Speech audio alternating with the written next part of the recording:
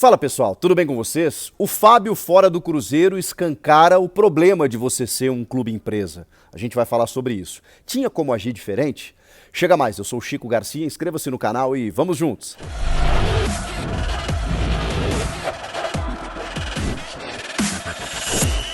Bom, a notícia mais impactante do mercado da bola nessa janela é, sem dúvida nenhuma, a despedida de uma forma cruel, triste e até de certa forma inesperada do grande ídolo Fábio, goleiro do Cruzeiro. Um cara que chegou lá em 1994, nós estamos em 2022, que defendeu o Cruzeiro em tantos momentos, né, difíceis, complicados e vitoriosos.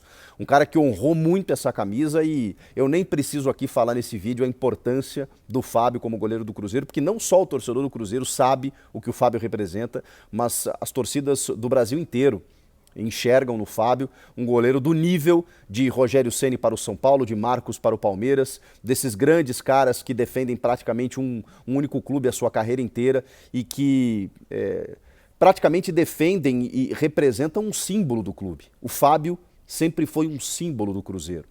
É difícil a gente imaginar o Fábio com outra camisa, com outro distintivo, defendendo outro clube, porque o Fábio sempre foi sinônimo de Cruzeiro. Se a gente falar de Tostão e Dirceu Lopes como grandes jogadores da história do clube mineiro, entre outros tantos, né? O Cruzeiro teve grandes ídolos ao longo da sua história. Eu poderia citar o Fábio como um dos maiores, pelo menos, e para muitos ele é o maior jogador da história do Cruzeiro Esporte Clube. Esse cara simplesmente saiu com uma nota oficial, com um videozinho de 2 minutos na rede social, de uma condução em que as coisas, né, foram tomadas de uma forma muito inapropriada, na minha opinião. Agora, por que isso está acontecendo? A gente também precisa aprofundar isso, a gente precisa também entender o porquê disso estar acontecendo e acho que naturalmente vocês sabem do que se trata.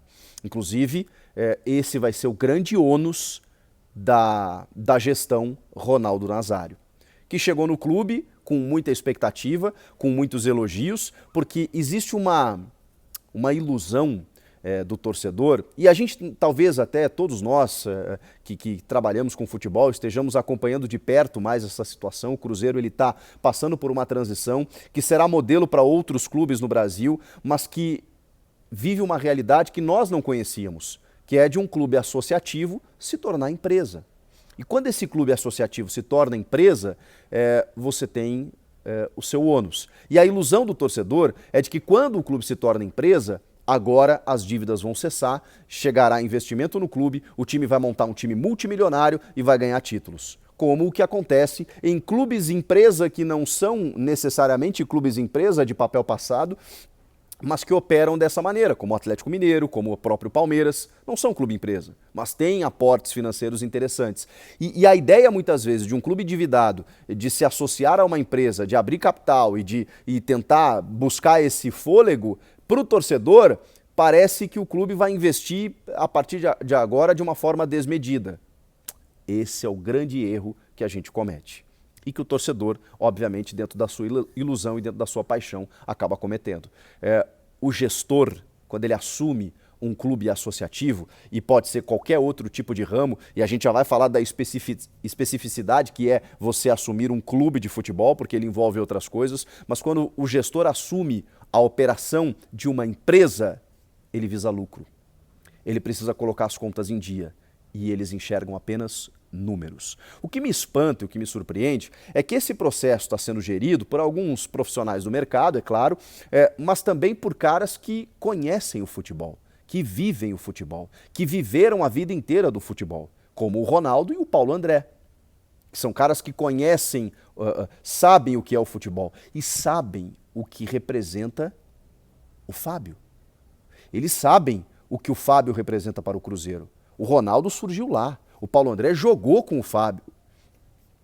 Isso me espanta, porque os números frios, eles precisam ser cuidados e a Sociedade Anônima de Futebol, a SAF, dentro do Cruzeiro, ela obviamente está tentando salvar o Cruzeiro. O Cruzeiro estava afadado a permanecer não sei quanto tempo na Série B e talvez até cair para outras divisões, acontecer algo semelhante ao que aconteceu com a Portuguesa. Sim, o Cruzeiro estava nesse caminho. 1 bilhão de dívidas é muita coisa, gente. Para o próprio Fábio. A dívida com o Fábio ela não está especificada, porque se fala em 12, 15 ou até 18 milhões de reais, mas é uma dívida milionária que o clube tem com ele. E precisa se adequar aos moldes salariais da atual gestão. Inclusive alguns negócios que foram, digamos, confirmados pela antiga gestão, né, mas pelo clube associativo, foram desfeitos ou renegociados. O próprio zagueiro Sidney, o Pará resolveu ir embora, o Jailson não está confirmado, porque foi contratado, anunciado, né, inclusive como reserva do Fábio, vejam só, com 40 anos, num outro mod agora tem que renegociar, porque todos esses jogadores precisam se adequar a um teto salarial. Só que aí a gente tem uma batalha de discursos, uma batalha de notas. E aí, gente, a gente precisa, quero conversar com vocês, quero convidar vocês a fazer uma reflexão. Eu não vou aqui, eu estou criticando, obviamente, duramente, a forma da condução do processo e ignorar que o futebol, ele depende da paixão, que você não pode tratar um ídolo dessa forma. Mas eu também preciso entender a realidade da empresa e o que o Cruzeiro precisava fazer com um jogador de 41 anos, provavelmente já no seu encerramento de ciclo. Poderia ter sido melhor conduzido? Sim. Mas o Fábio tem uma vida longa no Cruzeiro? Não. Sabemos que não. E isso é sempre muito difícil, gente. Você encerrar ciclos de jogadores já veteranos, pensando a médio e longo prazo, é a forma mais difícil de gerir num clube de futebol. Fazer isso com ídolos, então, não tem saída. Você sempre vai se inviabilizar. Agora, que poderia ter sido melhor conduzido, é óbvio. Um jogador como o Fábio, ele não pode sair com uma nota oficial. Não pode. Agora, o Cruzeiro diz que ofereceu ao Fábio uma saída digna, com mais 3 meses de contrato para disputar o Mineiro e se despedir do torcedor como ele realmente merecia, dentro de um salário que inclusive extrapolava o razoável do clube dentro da nova gestão. O Fábio diz o contrário. O Fábio diz que o Paulo André nem olhou na cara dele, que ele se adequou ao teto salarial, mas que nem isso foi proposto e que ele foi simplesmente descartado. E aí tem essa divergência no tempo de contrato, porque ele queria se despedir ao final de 2022. Segundo ele, e aí o que diz é o próprio jogador, com condições físicas e técnicas suficientes para disputar mais uma temporada do Cruzeiro, que obviamente visa subir para uma Série A, visa formar outros goleiros, sei lá, ou fazer uma transição para os próximos anos, porque o Cruzeiro está pensando lá na frente. Tudo isso eu entendo. Agora, o Fábio não teria condições de disputar uma Série B pelo Cruzeiro, pelo que ele jogou na temporada passada, inclusive. Até onde a gente sabe, o nível técnico e físico dele está ótimo, realmente. Eu acho que mais uma temporada não seria problema. Mas, de novo, você assumir, fazer um novo contrato com o Fábio, colocaria dentro da SAF toda essa dívida que o Cruzeiro tem com ele. E isso implicaria num problema financeiro a ser resolvido que os caras já quiseram limar e encerrar a partir de agora. É uma situação muito delicada, porque o Fábio obviamente está se sentindo muito injustiçado, a torcida obviamente está do lado do Fábio e está contra o Ronaldo. O que acontece a partir de agora? Parece que tem um protesto, inclusive, em Belo Horizonte, na Toca, marcado para hoje, informação da Rádio Itatiaia. A torcida do Cruzeiro não vai perdoar essa saída do Fábio dessa forma. Eles vão protestar. Nos próximos jogos, nos primeiros jogos do Cruzeiro, a torcida vai protestar, vai reclamar, o que deixa o Ronaldo e toda a sua gestão numa necessidade de erro zero. Esses caras não podem errar.